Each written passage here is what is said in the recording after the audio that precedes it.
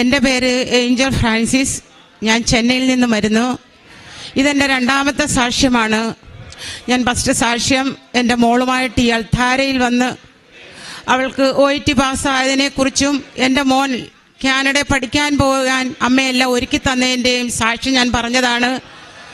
ഈ വർഷം ജനുവരി മാസം ഞാൻ പിന്നെയും 5-ാം തീയതി ഇവിടെ വന്ന് ഞാൻ ഉടമ്പടി പുതുക്കി. അതിനകത്ത് ഞാൻ 3 സാക്ഷ്യം വെച്ചത്, ഒന്ന്, എൻ്റെ മോൾ ലണ്ടനിൽ പോയി അവിടെ ഒരു OSCE എക്സാം ഉണ്ടായിരുന്നു. അതിനകത്ത് അത് പാസ്സാകാൻ വേണ്ടി 1ാമത്തെ നിയോഗം ഞാൻ വെച്ച്. ജനുവരി 5-ാം തീയതി ആയിരുന്നു അവിടെ എക്സാം. ഞാൻ ആ ദിവസം ഇവിടെ വന്ന് 5-ാം തീയതി ഞാൻ പരിശുദ്ധ അമ്മയോട് കൂടെ ഇരുന്ന് പ്രാർത്ഥിച്ചുകൊണ്ടേയിരുന്ന ആ സമയം, ആ എക്സാം അവിടെ നടക്കുന്ന സമയം 10 പിള്ളേരാണ് എക്സാം എഴുതിയത്. അതിൽ മോൾ എനിക്ക് വിളിച്ചു പറഞ്ഞു, മമ്മി ഞാൻ എക്സാമിന് അറ്റൻഡ് ചെയ്യാൻ പോവുകയാണ്, മമ്മി പ്രാർത്ഥിച്ചുകൊണ്ടേയിരിക്കണമെന്ന് പറഞ്ഞ് ഞാൻ 5-ാം തീയതി ഇവിടെ വന്ന് ഉടമ്പടി പുതുക്കിയിട്ട് ഇവിടെ വന്ന് ഞാൻ പ്രാർത്ഥിച്ചുകൊണ്ടേയിരുന്ന് അവിടെ 10 പേര് അവിടെ എക്സാം എഴുതിയ കൂട്ടത്തിൽ മോൾ എക്സാം കഴിഞ്ഞ് പുറത്ത് വന്നിട്ട് എന്നോട് പറഞ്ഞു, മമ്മി ഭയങ്കര ടഫായിരുന്നു, അത് കിട്ടുവാൻ ഒരു ചാൻസുമില്ല. ആ റിസൾട്ട് വന്നപ്പോൾ അവൾക്ക് നല്ല മാർക്ക് കൊടുത്ത് പരിശുദ്ധ അമ്മ അവളെ പാസ്സാക്കി. അവൾ ഭയങ്കര സന്തോഷവതിയായി എനിക്ക് ഫോൺ ചെയ്ത് അവിടെ ഫ്രണ്ട്സ് എല്ലാം ചോദിച്ച്, നിനക്ക് എങ്ങനെ ഈ മാർക്കെല്ലാം സ്കോർ ചെയ്യാൻ പറ്റിയെന്ന് പറഞ്ഞപ്പോൾ അവൾ പറഞ്ഞ്, എൻ്റെ മമ്മി കൃപാസനം മാതാവിൻ്റെ അടുത്തിരുന്ന് ആ ദിവസം എനിക്ക് വേണ്ടി പ്രാർത്ഥിച്ചു കൊണ്ടേയിരുന്നതിൻ്റെ ഫലമായിട്ടാണ് ഞാനിവിടെ പാസ്സാക്കിയിരിക്കുന്നതെന്ന്. 2ാമത്തെ നിയോഗം ഞങ്ങൾക്ക് അതിൽ എൻ്റെ മോള് പാസ്സായി. അതിൽ 6 പേർക്ക് ഒരു 3 സബ്ജക്റ്റ് വീതം അവർക്ക് പോയി, അവർ പാസ്സായില്ല. 10 പേരിൽ എൻ്റെ മോൾക്ക് നല്ല മാർക്ക് കൊടുത്ത് പാസ്സാക്കി. ബാക്കിയുള്ളവർക്കെല്ലാം 3-4 സബ്ജക്റ്റ് പോയി. അവരെല്ലാം 2ാമത്തെ അറ്റംപ്റ്റ്സിൽ പാസ്സായെന്ന് എൻ്റെ മോള് പറഞ്ഞ്. 2ാമത്തെ സാക്ഷ്യം ഞാൻ വെച്ചിരുന്നത്, 28 വർഷമായിട്ട് ഞങ്ങളൊരു ഭവനമില്ലാതെ വാടക വീട്ടിലാണ് താമസിച്ചിരുന്നത്. പരിശുദ്ധ അമ്മയോട് ഞാൻ ജനുവരി വന്ന് ഉടമ്പടി പുതുക്കിയപ്പോൾ പറഞ്ഞു, ഒരേ ഒരു കാര്യം, അമ്മേ ഞങ്ങൾക്കൊരു ഭവനത്തെ തരണമേ എന്ന് ഞാൻ പ്രാർത്ഥിച്ചിവിടെ ഇരുന്ന് ഞാൻ ഉടമ്പടിയിൽ വെച്ച നിയോഗം 2ാമത്തത് ഞാൻ അമ്മയോട് പ്രാർത്ഥിച്ചു. ഇവിടെ കണ്ണീരിട്ട് പ്രാർത്ഥിച്ചിട്ടാണ് ഞാൻ പോയത്. ഇവിടുന്ന് പോയി ഒരാഴ്ച കഴിഞ്ഞപ്പോൾ തന്നെ ഞങ്ങൾ എറണാകുളത്ത് ആലുവ സൈഡിൽ തന്നെ ഞങ്ങൾക്കൊരു വീട് വേണമെന്ന് ഞങ്ങൾ ആഗ്രഹിച്ച് അവിടെ ഞങ്ങളൊരു വീട് കണ്ട് ഞങ്ങളതിന് ഒരു ടോക്കൺ അഡ്വാൻസ് കൊടുത്ത് അത് കഴിഞ്ഞ് ഞങ്ങൾ ചെന്നൈയിലേക്ക് പോയി. അവിടെ ചെന്ന് ബാങ്കിന് ലോണിന് അപ്ലൈ ചെയ്തപ്പോൾ അവിടെ പറഞ്ഞു, ഞങ്ങൾക്ക് എൻ്റെ ഹസ്ബൻഡിൻ്റെ പേരിൽ ലോൺ കിട്ടാൻ ചാൻസ് ഇല്ല, കാരണം 2-3 ലോണ് എൻ്റെ ഹസ്ബൻഡിൻ്റെ പേരിലുള്ളത് കൊണ്ട് ലോണ് കിട്ടാൻ ഒരു വഴിയുമില്ലെന്ന് പറഞ്ഞ് ഞങ്ങളങ്ങനെ വേദനയോട് പ്രാർത്ഥനയിൽ തന്നെ ഇരുന്ന് അങ്ങനെ മോൾ അവിടെ നിന്ന് വിളിച്ചു, പപ്പ എന്ത് ചെയ്യാൻ പറ്റും, നമുക്കൊരു വീട് വേണമല്ലോ. ഉടനെ മോൾ അവിടെ എല്ലാം അന്വേഷിച്ച് അവിടെ ബാങ്കിൻ്റെ കാര്യത്തിലെല്ലാം പോയപ്പോൾ പറഞ്ഞ്, എൻ്റെ മോളുടെ പേരിൽ ബാങ്ക് ലോൺ എടുക്കാൻ പറ്റുമെന്ന് പറഞ്ഞ്. പക്ഷേ ഞാൻ പവർ ഓഫ് തരാനേ പറ്റത്തുള്ളൂ, പപ്പയുടെ പേര് ഞങ്ങൾ എഴുതി തരുന്നത് പോലെ. അങ്ങനെ അപ്പോൾ അവൾക്ക് അവിടെ ലണ്ടനിൽ അവിടെ ഒരു കമ്മീഷൻ ഓഫീസിൽ പോയി ഒരു പവർ ഓഫിൻ്റെ ലെറ്റർ വേണം. അവളെന്ത് ചെയ്ത് അവിടെ പോകാൻ ഇവിടുന്ന് ബാങ്ക് മാനേജർ പറഞ്ഞ്, അവിടെ നിന്ന് ഒരു പവർ ഓഫിൻ്റെ ലെറ്റർ നീ ഇവിടെ അയച്ചു കൊടുത്താൽ മതി.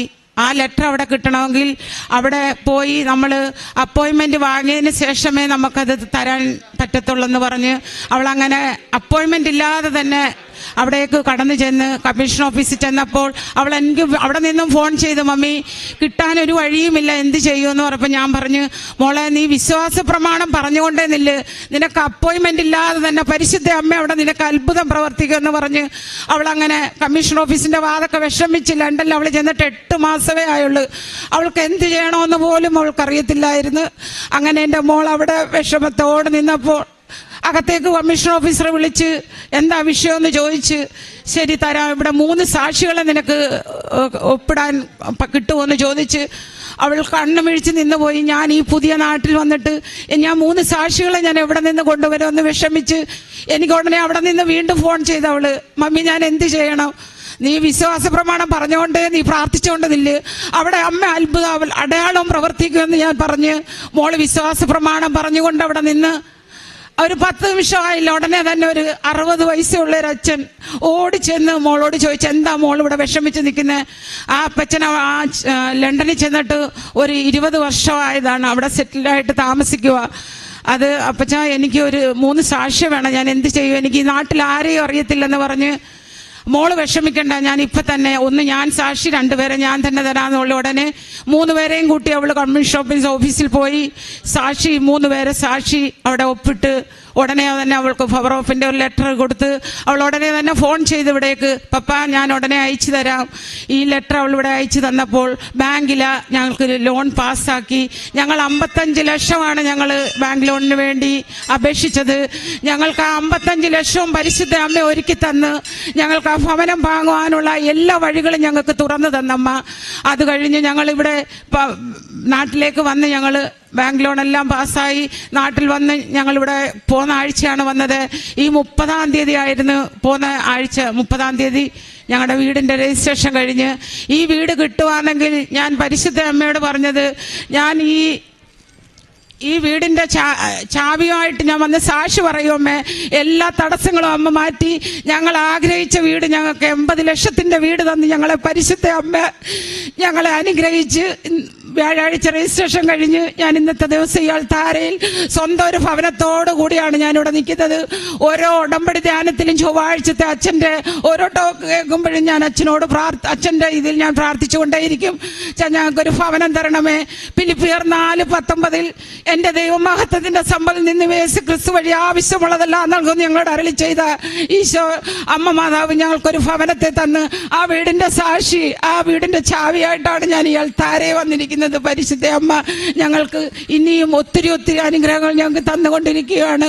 പിന്നെ ഞാനൊരു കാര്യം കൂടെ പരിശുദ്ധ അമ്മയുടെ സന്നിധിയിൽ ഞാനിവിടെ നിയോഗത്തിൽ വെച്ചത്, എൻ്റെ മോൾക്ക് വയസ്സ് 27ആയി. പരിശുദ്ധ അമ്മേ, ഈ 1 വർഷത്തിനുള്ളിൽ എൻ്റെ മോൾക്ക് നല്ലൊരു കല്യാണം നടത്തുവാനുള്ള നല്ലൊരു ദൈവാനുഗ്രഹമുള്ള മകനെ ഞങ്ങൾക്ക് തരണമേ എന്ന് പറഞ്ഞ് ഞങ്ങളുടെ രജിസ്ട്രേഷന് മുന്നേ തന്നെ അമ്മ ഞങ്ങൾക്കൊരു മകനെയും തന്ന് ഈ സെപ്റ്റംബർ മാസം പരിശുദ്ധ അമ്മയുടെ ജന്മദിനത്തിൽ ഞങ്ങൾ വീട് പാലുകാച്ച് കയറി താമസിച്ച് 10-ാം തീയതി അവിടെ മനസ്സമ്മതം നടത്തുവാനും ഞങ്ങൾ തീരുമാനിച്ചിരിക്കുകയാണ്.